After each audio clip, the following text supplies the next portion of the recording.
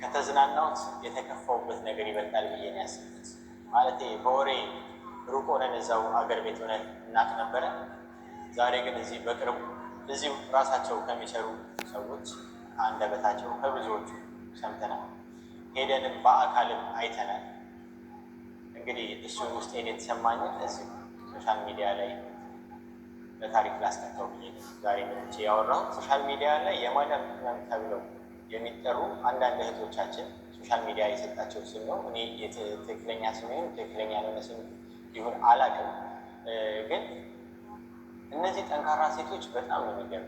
የእውነት አብዛኞቹ ራሳቸውን ከዚህ ሙቀትና ከዚህ ሀስል ደግመው ሰርተው እንደገና ደግሞ ቤተሰቦቻቸውን ሰርቫይቭ አድርገው ቤተሰቦቻቸውን አድነው ለ6 ዓመት ለ10 ዓመት እዚህ እሳት ውስጥ ተቃጥለው ሄደው የራሳቸው ወንድም የገዛ ወንድማቸውና የራሳቸው የገዛ እህቶቻቸው አባቶቻቸው የሚበሏቸው እህቶቼ ብዙሃን ናቸው።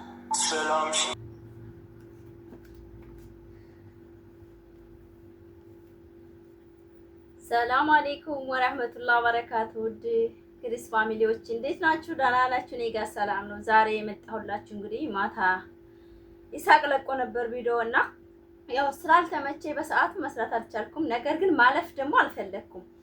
በጣም የመዳም ቅመሞችን በዱባይ ላይ የሰማውን የታዘበውን የተሰማውን እና ባየው መሰረት ያገላለጹ ምንም ሳይጨምር ማለት ነው።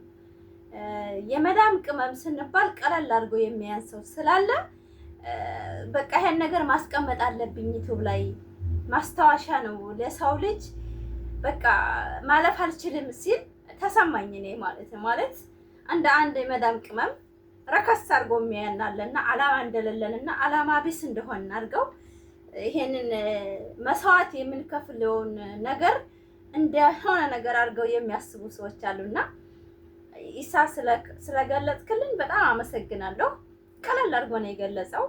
ነገር ግን ከዛም በላይ ብዙ መስዋዕት ይከፈላል ሰው ሀገር ላይና እሱ የበረሃውንና የሙቀቱን ነው የገለጸው እንጂ ከመዳም ቤት ምን አይነት እንድናሳልፍ ያደረገን ነገር ብዙ ነገር አለ። ማለት ህፃን ልጅ ገና የሁለት ዓመት ልጅ ከ2 ዓመት ልጅ ጀምሮ እስከ አዋቂዎች የሚያዙነን የመዳም ቅመም ማለት የ3 ዓመቱ ልጅ አምጪ ብሎን እንኳን ሀቢብ እሺ ብለን ነው የምንታዘዘውና ያ ነገር ለራሱ መስዋዕት ነው ማለት ትልቅ የለም ትንሽ የለም። ሰው ሀገር ስትሰደዱ እንደ ህፃን ልጅ በቃ ኦኬ ብለን ነው እንጀራ የምንፈልገውና በዚህ ነገር ባገላለጽ በጣም ደስ ብሎኛል። ያው በሞላ ጎደል አንተ ሙቀቷን ያማረርካት ዱባይን፣ እኛ ግን ብዙ መስዋዕት እንከፍላለን። መዳሞች ጋር ተስማምቶ እንኳን ተግባብቶ እንኳን መኖር ለኛ ትልቅ ነገር ነው ብዬ ነው የማስበው። ውድ ፋሚሊ ላይክ ሰብስክራይብ አድርጉ ይሄን ቪዲዮ እስከ መጨረሻው።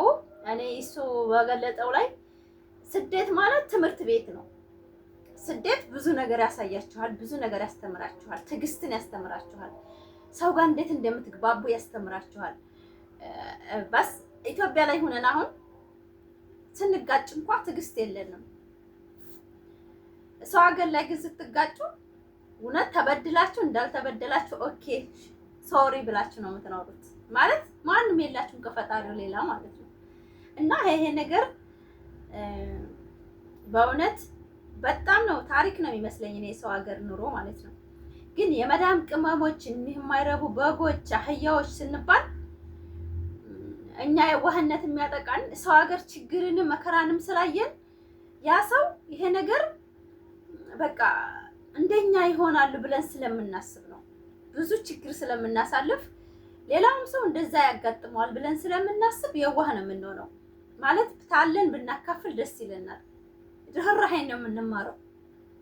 ኢትዮጵያ ያለ ሰው ግን እኛን እንደ ጅል እንደ ቂል ምንም እንደማናቅ ለገንዘባችን ዋጋ እንደማንከፍል ማለት ሰተናቸው እንዳልሰጠናቸው የሚያደርጉን ገንዘቡን ዝም ብለን ምጥትን አድርገን የምንሰጣቸው እየመሰላቸው ነውና ስደት ላይ ግን እንደዛ አይደለም። ብዙዎቻችን እናውቀዋለን። ኢትዮጵያ ያላችሁ ይሄን ቪዲዮ የምታወቃላችሁ ስደት በጣም መከራ ነው፣ በጣም ስቃይ ያለው ኖረን እንዳልኖረን ሆነን አውቀን እንዳላወቅን ሆነን አንገታችንን ደፍተን ነው የምንሰራው እና እሱ በገለጸው ላይ ጭማሪ ነው ብዬ ነው በጣም የገለጸው አገላለጥ እኔ እንጃ። አንድ ወር ነው የተቀመጠው። እንግዲህ እኛ ግን 7-8 ዓመት እያለን 6 ዓመት እናስቆጥራለን። ፍሪ ሆነን እንደዚህ እየኖር ነው። አሁን እንግዲህ እኔ ስደት የምኖር አልመስልም ማለት ሁሉንም ተቀላቀለኝ፣ ከደሜ ከተቀላቀለኝ ስደት ማለት ነው። ለአንድ ወር ለ2 ወር ትሰቃያላችሁ። ከዛ በኋላ በመጣው ነገሮች በቃ ደፋር ነው የምትሆኑት። ማለት የዴትም ለለውጥ ስለመጣችሁ ለውጥ ነው እንጂ የማየው የመዳምን ንግግር አልመለከትም። መዳም ይሄን አለችኝ ይሄንን ብላለች ብዬ ምንም እንትን አይደለም ማለት ነው። ላይክ፣ ሰብስክራይብ፣ ሼር እያደረጋችሁ ይሄን ቪዲዮ ከከታተሉኝም ውድ የመዳም ቅመሞች ትልቅ ክብር ይገባችኋል። ማንም ሰው ያንቋሽሻችሁ ማንም ያንቋሽሻችሁ እንዳይመስላችሁ። ፈጣሪና ራሳችሁ ናችሁ፣ ማንም የላችሁም። ከራሳችሁ ጀምሮ መንከባከብ ራሳችሁን ያለባችሁ ራሳችሁ ናችሁ እና አንዳንድ ልብ ያለው ሰው ግን እኛን በትልቅ ቦታ ያስቀምጠናል። ብዙ ኡስታዞችም ትልቅ ቦታ ያስቀምጡናል።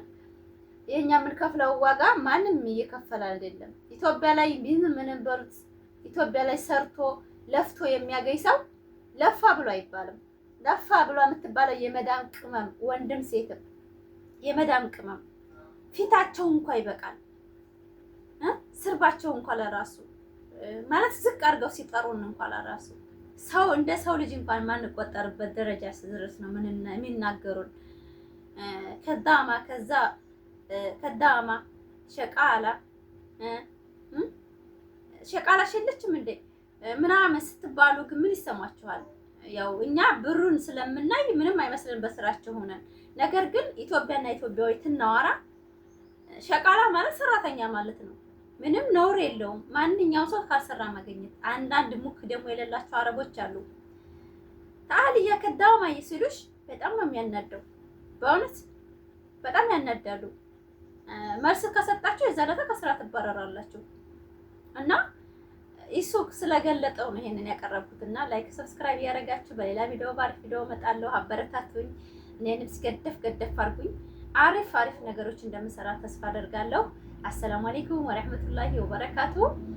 በዚህ ቪዲዮ ላይ ብዙ ላይክ ፈልጋለሁ፣ በእሱ ቪዲዮ ላይ ማለት ነው። እሱ በጣም ስለገለጸው ደስ ብሎኝ ነው መስራት የፈለኩትና ላይክ አድርጉ፣ ሰብስክራይብ አድርጉ። ወዳችኋለሁ።